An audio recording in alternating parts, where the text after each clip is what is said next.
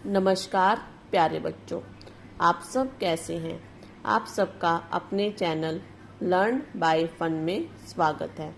आज की इस वीडियो में हम कक्षा 6 बसंत भाग 1 की कविता वह चिड़िया जो के बारे में पढ़ेंगे, जिसके कवि हैं केदारनाथ अग्रवाल जी।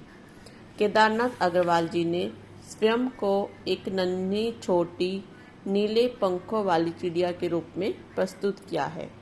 इस कविता के माध्यम से कवि बताना चाहते हैं कि नन्ही चिड़िया किस तरह संतोष करती है अन्न के दाने खाकर, और प्रकृति में अकेले रहकर वो मधुर स्वर में गाना गाना चाहती है और साहसी व निर्भीक होकर उफनती नदी का पानी किस प्रकार पीती है। चलिए आज की कविता की शुरुआत करते हैं। वह चिड़िया जो चोंच मारकर दूध भरे जुंडी के दाने रुचि से रस से खा लेती है। वह छोटी संतोषी चिड़िया नीले पंखों वाली मैं हूँ, मुझे अन्न से बहुत प्यार है। चलिए पहले हम इनके शब्दार्थ कर लेते हैं। जुंडी, जुंडी क्या होता है बच्चों? अनाज, अनाज के दाने। जैसे हम जुंडी को जो खोलते हैं तो उसके अंदर सफ़ेद सफ़ेद दाने निकलते हैं जो दूध जैसे सफ़ेद होते हैं, इसलिए बोला हुआ है दूध भरे जुंडी के दाने। रुचि, जिसका अभिप्राय है शौक या फिर पसंद। जैसे किसी को किसी चीज़ का खाने का शौक होता है, पसंद होती है सबकी अपनी अपनी। संतोषी, संतोषी मतलब धीरज रखने वाली। अन्न, अन्न का मतलब क्या है? अनाज। व्याख्या करते हैं।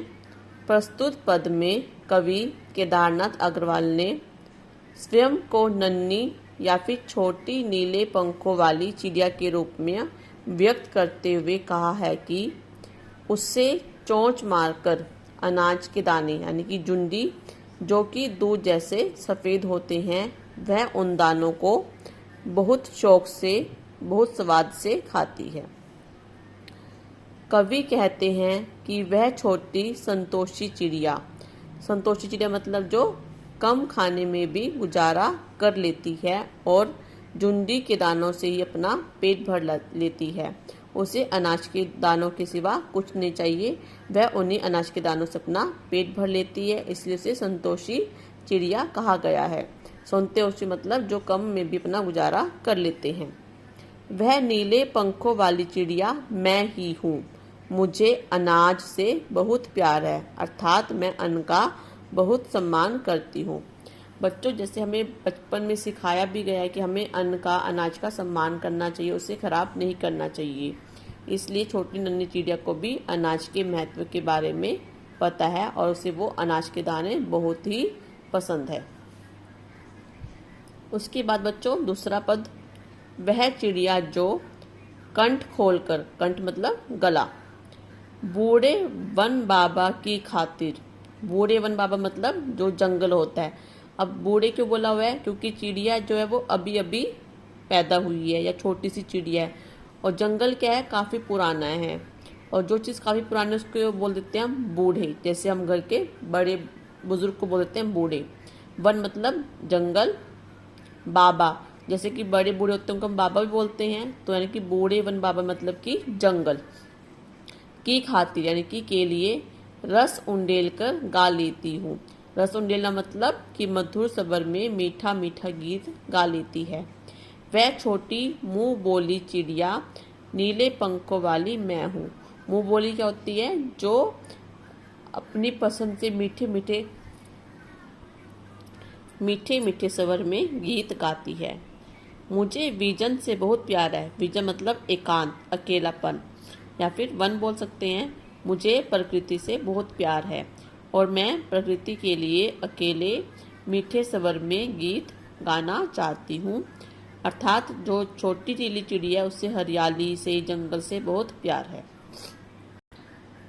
चलिए हम शब्दार्थ करते हैं। कंठ, जिसका अभिप्राय है गला, रस उंडेल कर यानी कि मधुर स्वर में, विजन एकांत वन, बूढ़े वन बाबा जिसका मतलब है जंगल। व्याख्या, प्रस्तुत पद में कवि ने स्वयं को प्रकृति प्रेमी यानी कि जो हरियाली से, जो जंगल से बहुत प्यार करते हैं, और मधुर स्वर में गाने वाली चिड़िया के रूप में प्रस्तुत किया है।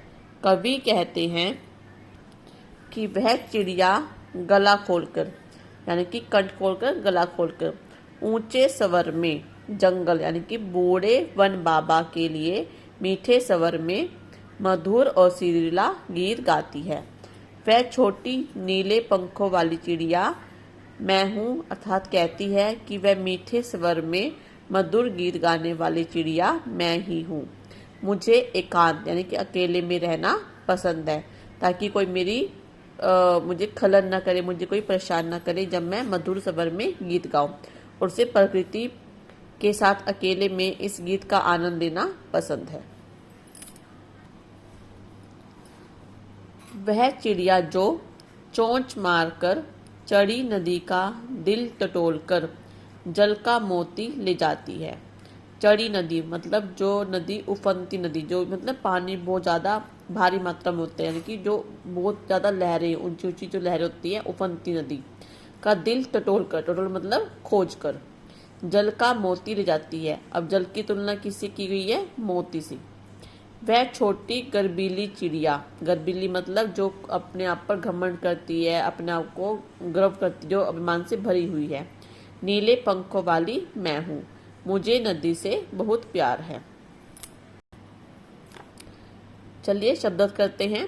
चढ़ी नदी यानी कि उफनती हुई नदी या फिर जल से भरी, टटोलकर यानी कि खोज कर, गर्बीली अभिमान से भरी हुई। व्याख्या करते हैं। प्रस्तुत पद में कवि ने नन्ही चिड़िया को साहसी व गर्व से भरी हुई चिड़िया के रूप में व्यक्त किया है। अब चिड़िया को साहसी चिड़िया क्यों बोला गया है? क्योंकि जो चिड़िया है वो छोटी सी है, नन्ही सी है, और वो उफनती हुई जो नदी है, जिसमें नदी में पानी का बहुत तेज बहाव आया हुआ है और उसे अपनी जान का भी कोई डर नहीं है, तो वो साहसी है, साहस से भरी हुई है। कवि कहते हैं कि वह चिड़िया उफनती नदी में बड़े साहस के साथ चोंच मारकर व खोज कर या खोज पड़ताल कर मोती जैसी जल की बूंदों को अपनी चोंच में भर लेती है, अर्थात पानी को पी लेती है और अपनी प्यास बुझा लेती है। वह छोटी नीले पंखों वाली चिड़िया को स्वयं पर बहुत गर्व है, अर्थात चिड़िया अभिमान से भरी हुई है। चिड़िया को नदी से बहुत प्यार है, अर्थात वह जल के महत्व को जानती है। बिना जल के जीवन का कोई अस्तित्व नहीं है।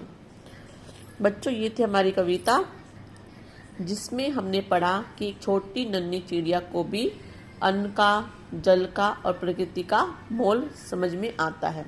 तो हम इंसान को उन चीज़ों की भी वैल्यू को समझना चाहिए, जिस प्रकार एक छोटी चिड़िया ने अन्न, जल और प्रकृति के महत्व को समझा। अगर अन्न नहीं होगा तो हम अपना पेट कैसे भरेंगे?